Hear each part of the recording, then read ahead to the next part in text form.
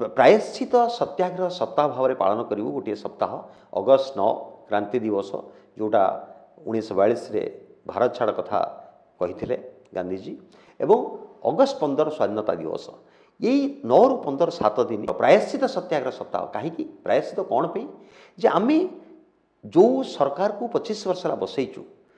जो नवीन पट्टनायक को आमे मुख्यमंत्री करूँ से आमे दायी कारण आमे सरकार को एत दिन बसईचु ये जो समस्या चली चाषी आरंभ कर दुर्नीति आरंभ कर भ्रष्टाचार ठार आरंभ कर नारी निर्यातन ठार आरंभ कर जिते समस्या चली समस्यार केन्द्रबिंदु हेले नवीन पट्टनायक जे पर्यंत नवीन पट्टनायक एपरी जन अपारग मुख्यमंत्री बसिकी रहिबे से पर्यंत ना ओडिशार विकास हो ना लोकंर विकास हो ना चाषीर विकास हो ना नारी मान सम्मान मिल कि ना से